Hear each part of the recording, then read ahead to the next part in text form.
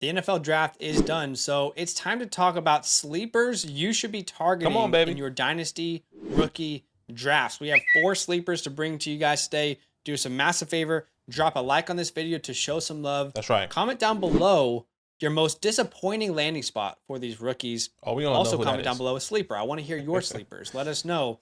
And subscribe if you like Dynasty content. Lastly, do you want advice from Badake and I? Do you want a DM to us where you can ask us questions? Do you want a grade for your team on a live stream?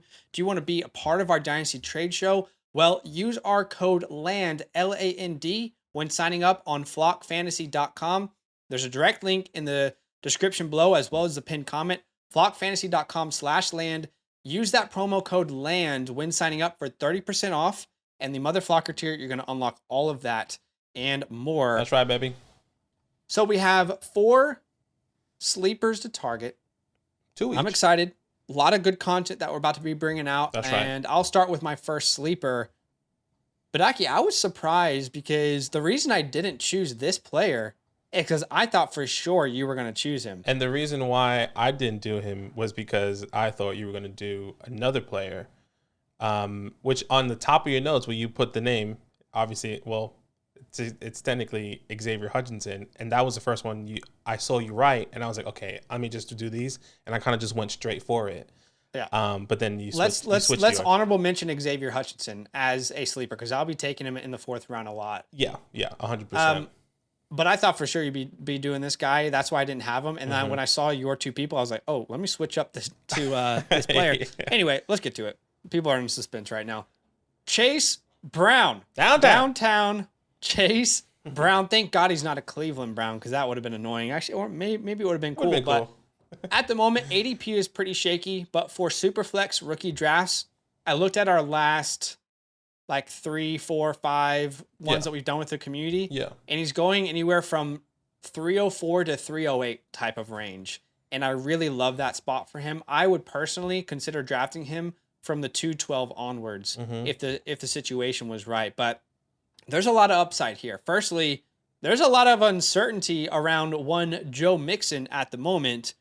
By the way, Badake and I have been kind of saying Joe Mixon might be the best value in Dynasty this offseason. Yeah, man. So I'm not here to say that Joe Mixon will be irrelevant. So let me explain myself for a second. Yeah. There were talks about him being cut. The team wanted to save money. His situation that happened at his house was weird. We were like, what's going on? Then there was this aggravating menacing charge that was brought up. And there's been a bunch of talks about them wanting to sign T. Higgins and Joe Burrow to long-term deals and Joe Mixon being the sacrificial lamb to that if he doesn't take a pay cut. In short, the team has been non-committal to him. Okay? That's just the truth. They've been non-committal to him leading up to the NFL draft. I'm not at all suggesting that Joe Mixon is going away. I'm suggesting that there's a scenario here in which Chase Brown becomes a startable asset. So let's talk through that. Yeah. Let's assume Joe Mixon's back, okay? Because that is a very likely scenario now. Well, Chase Brown will still have a role with Joe Mixon, okay? Because there's another running back in this backfield who is no longer there, and he was an important part of their offense. That is Samaje Perine. Samaje Perine was on the field for almost all of their 3rd downs, and he was, when there was obvious passing downs, it was Samaje Perine on the field. Perine had 51 targets this year for this offense, and he contributed to 24% of the team's total rushing attempts, as well as 26% of the team's rushing yards. Mixon was at 53% in both of those categories last year. He finished as the RB34, Samaje that is, in PPR leagues. And when Joe Mixon was injured, check this out. When Joe Mixon was out, which I feel like it happens every single year, but when Mixon was out from weeks 11 to 13, Samaje Perine was a starter for this team. And while it's only a 3-game span, he was a must-start fantasy asset. He was the RB2 in all of fantasy football in those 3 weeks. Not just in those 3 weeks, but also in points per game. Yeah. So if you want to talk about people who might have been on buys, even in points per game, he was the RB2. He was an absolute monster because of the opportunities that he got. Now, I have to ask the question. If Joe Mixon gets injured this year, who on that depth chart is now taking the opportunities? It's Chase Brown. Right. It is Chase Brown who will be stepping up, in my opinion. So look, is Chase Brown, a prospect, a talent that's going to stop this team from drafting a running back in the first or second round in 2024? Absolutely not. But Tyler Algier was never going to keep his job in Atlanta. We told you guys to trade him, and no one listened to us. So at the end of the day, value is still there. And, creating a narrative of how he could become a valuable player is very easy to form in your head. And the last thing I'll say is he's attached to a really good offense. This is a top 10 offense in the NFL. All it takes is one injury for Chase Brown to be a must-start running back on a weekly basis. This is the kind of dart throw. We keep talking about this being a dart throw second round rookie draft. And you're getting him at the end of the second round, beginning of the third, mid-third. So that's the kind of dart throw I want in the third round, Chase Brown. Yeah, I like Chase Brown. Chase Brown downtown, one of my favorite guys. Unfortunately, he was my RB5 in my rookies. Didn't get the capital that we wanted, but that's okay. All right, my first sleeper, or I guess value guy that you should be getting here, is Jayden Reed, going to the Green Bay Packers here. The second weapon drafted for the Green Bay Packers, and Jordan Love. And kind of like Zach, going through our latest mock drafts. We've been popping on some mock drafts for you guys on our live streams. 211, 303, 210. So obviously at the end of the second round, really happy to be taking him to mid-second to late second round. And why is this a really good opportunity for Jayden Reed, and maybe for you guys to be getting him as a dart throw in these late second rounds, or maybe even third rounds if he does slip, is the offense, right? The draft capital, the ability and where we can see him going. But in reality, let's really break it down, right? So if you don't know who Jayden Reed was and where he was picked, he was drafted 50th pick with the second round of the NFL draft, 5'11", 187 pounds, out of Michigan. A smaller wide receiver, very versatile, plays bigger than what he actually is, has an above average speed. He can definitely be a weapon. And to be completely fair, like kind of what we're talking about, if you were watching our other video, our rankings video, it's not a guy that we were in love with. We kind of knew that he can be a player, a complimentary guy maybe somewhere, and maybe in the third, fourth round, but he gets drafted and we can't just put that aside. He got drafted in the second round to the Green Bay Packers, right? And what's really important here is that Jordan Love needs weapons. All he had was Christian Watson, Aaron Jones, and now he comes in and the Packers go for speed. That's exactly what they wanted. Luke Musgrave, a speed tight end in the Senior Bowl, clocked at like 20 miles per hour, being 6'5". Jayden Reed runs a 4.45 or 4.44 in the NFL Combines, and that is the speed that they were bringing here for this team. Not only that, and he steps into an opportunity, a role where there's opportunity, and clearly jumping Romeo Doubs here, Doubs, however you want to say it. He jumps in because he did not get the draft capital that we all expected Romeo Doubs. And now Jayden Reed, second round draft capital with the wide receiver coming in. He is clearly going to be a slot receiver, maybe the second target, clearly the second target for Jordan Love here behind Christian Watson.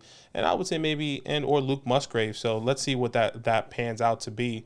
And let me remind you, Romeo Doubs did miss some time. Christian Watson did miss some time early in the season. So there is going to be opportunity for him to step up at times. With these injuries, histories of both Christian Watson and Romeo Doubs, obviously just for the 1 year. But if that is the case, that's exactly what they need. And they need to know who Jordan Love is, right? He's been sitting for the past 3-4 years behind Aaron Rodgers. They need to give him all the weapons they can and say, hey, we didn't get you the first round wide receiver in Jackson Smith-Njigba like he could have. But here's Jayden Reed, Luke Musgrave, Tucker Kraft, and he's going to have to do with what he is given.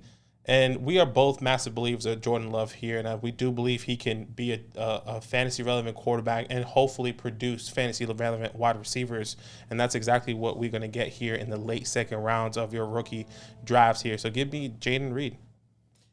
Yeah, I like it, and I think it's important to remember that this franchise has a vast history of finding wide receiver talents not in the first round and making them very good fantasy options.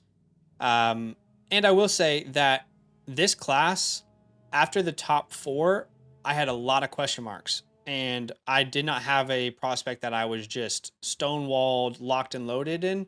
So I'm not opposed to the Packers being like, this is our guy. And a lot of people in the industry like Jayden Reed. Not, we weren't very high on him, but a lot of people in the industry really like him. Exactly. And he has some pretty good comps over on Player Profile. I'll just leave that there. By the way, my comp was for him, Randall Cobb. Okay. Jayden Reed, but now he goes to Randall Cobb there. Anyways, Sorry to interrupt. Yeah, I mean, I could see it. I could see it for sure. All right, my second sleeper, and I will be drafting this player everywhere in rookie drafts, I think. He's one of my favorites. That's why I'm bringing him to you. Duh, that's how these videos work. Come on, Zach. But let's talk about Rashawn Johnson, a.k.a. Badake. I was waiting for you to say it. You say it every time I talk about him. Oh, Roscoe. I was like, AKA what? I was like, okay, yeah, AKA big old Roscoe. Roscoe Jones. Badake's been calling him Roscoe Jones. I just gave you your moment. Come on. I did. I missed it. Let's talk about Rashawn Johnson. Currently in rookie drafts, again, ADP is kind of unreliable at the moment. But at this very moment, I checked out a bunch of other communities and our community as well. He's going around the 206 to the 301. And in some scenarios, even mid-third. I've seen him go as late as the 306. And the reason he's going that high is because I'm the one who, I looked at those mock drafts. I'm the one who's drafting them there.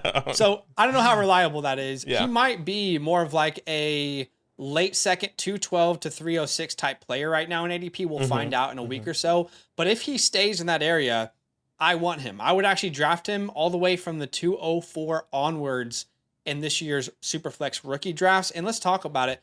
Firstly, Roscoe fits what the Bears want to do.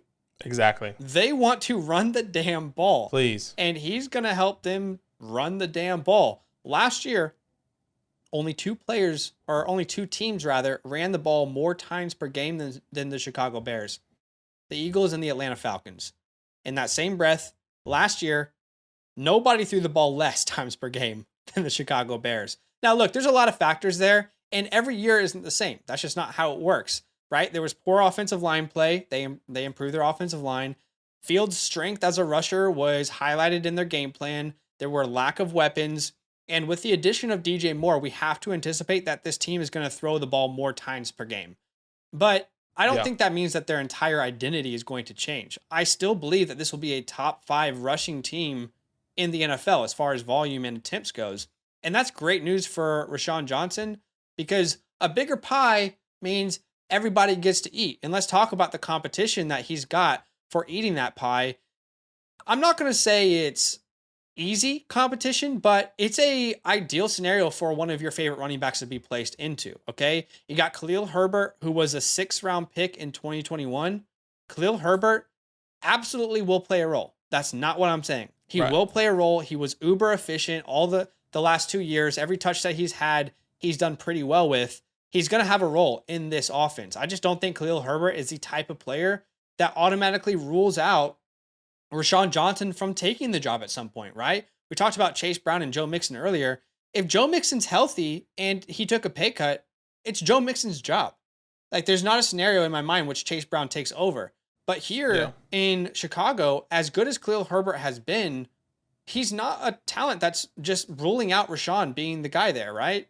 You also have Deonta Foreman, who they signed, who was a 3rd round pick, but that was in 2017, and he's had an Achilles injury since there, which has really impacted his career. Played well last year, wasn't signed to a lot of money, so I don't know that he's keeping Rashawn off the field. Then you have Travis Homer and Treston Ebner, right?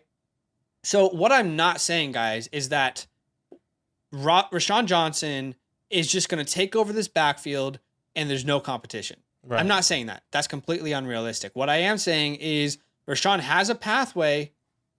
Most important, listen here. Unlike most running backs in this class, 2 touches early on. Not many running backs in this class landed in great spots. And Rashawn is one of them.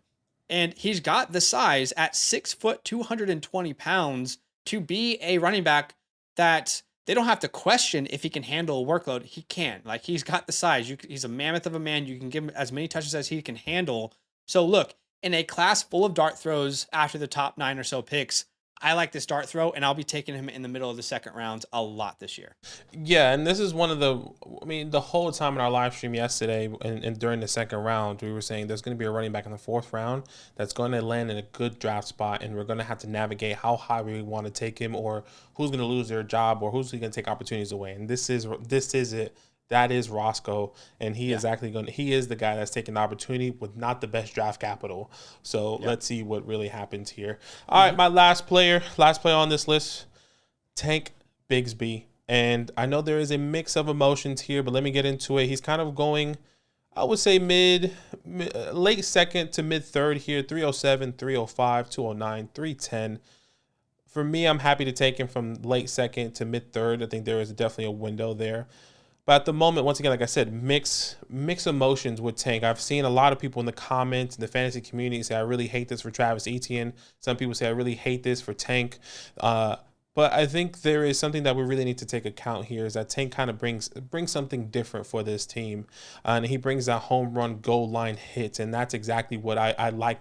I like for this opportunity. And yes, I like Tank. He was like one of my top 6 running backs.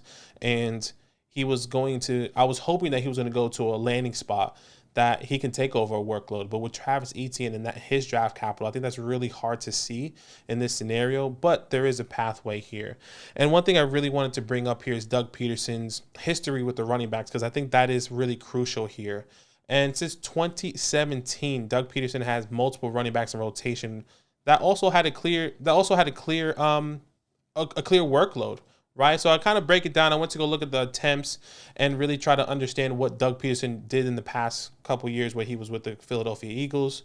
So you probably seen his screen. 2017, LeGarrette Blount, 173 targets. Corey Clement, 74 targets. And then Jay Ajayi, 2018. Josh Adams, what a throwback. I think you mean attempts, not targets. Sorry, attempts. You're right. Josh Adams, 120. Wendell Smallwood, 87, once again, kind of falls down there. Miles Sanders in 2019, 179. Jordan Howard, 119. And listen to what I'm saying here. I'm not saying Tank Bigsby is going to be taking 100-plus opportunities, away from Travis Etienne. I'm saying, according to the history, and mind you, I didn't include 2020, but that also has Miles and other people there. Just wanted to give you a quick history. I'm not saying that Tank is going to be taking all the opportunities away from Travis Etienne. What I am saying is that I don't think he is nothing to this offense. And I don't think that he is going to be this fantasy relevant person where he's going to be going wild and crazy and be a top 15 running back. No. But there is a pathway there for it if we're going based off the history with Doug Peterson, that he could either get a range from 70 to even 100 attempts in the year, right? And if you really think about it, we're looking at JaMychal Hasty and James Robinson. James Robinson no longer on the field. He leaves back 106 attempts purely just last year. JaMychal Hastings, 75 attempts. That is 131 attempts alone. And I think it's pretty clear to say, I think we will both agree in the fantasy community agree, that Tank Bigsby easily jumps JaMychal Hastings immediately in this roster.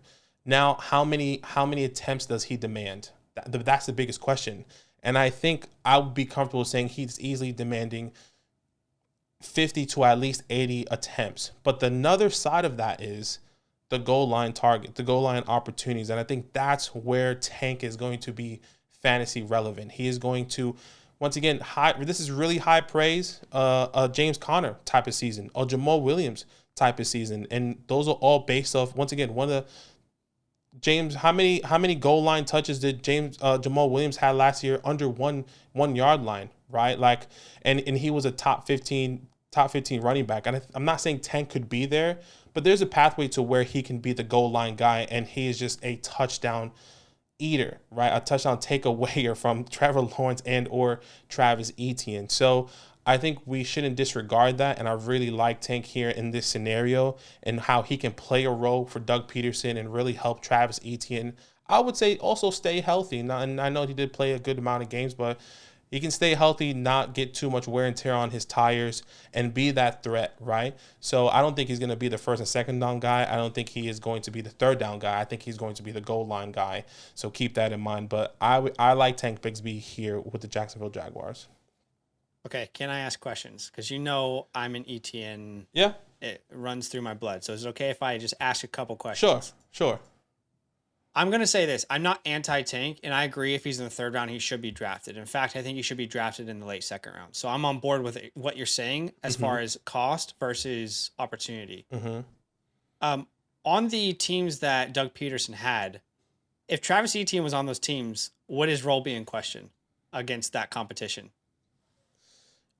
I mean, probably not, but Travis Etienne is different to what those guys bring. Sure, and the NFL is different, but I guess I'm Yeah. just highlighting like those weren't good necessarily very scary running back rooms No, where it wasn't. they're talents that you're worried about Absolutely competing not. with Travis Etienne. The second thing I was thinking about is just with dart throws, and this is kind of what we're talking about, right? Like sleepers. Mm-hmm. It's all about like what could happen. And if Travis Etienne is injured and he's had his Liz Frank injury, then Tank Bigsby becomes an incredible option. Yeah. But would you agree that unless an injury occurs, there is a capped upside? Absolutely. And I completely agree. There is a capped upside. There is a no way I would say right now, there's no way I see Tank Bigsby being a top 20 running back, top 25 running back. If the injury does happen, if the role is purely based on goal line, and maybe he does, which I can see why people are arguing that Travis Etienne is in question, because they see Tank taking away his first and second down opportunities. I don't see that, but I can understand the argument. But I think Travis Etienne is the do-it-all guy. He is a first and second down guy. But I think what happens is that Doug wants the rotation. Doug wants the bigger back, a bigger back that's a little bit more bullier, I would say, than Travis Etienne.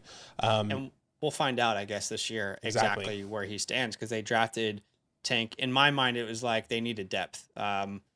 But the only reason I even wanted to say anything, again, we're on the same page as far as like I'll probably have a lot of him in the late second round. I agree.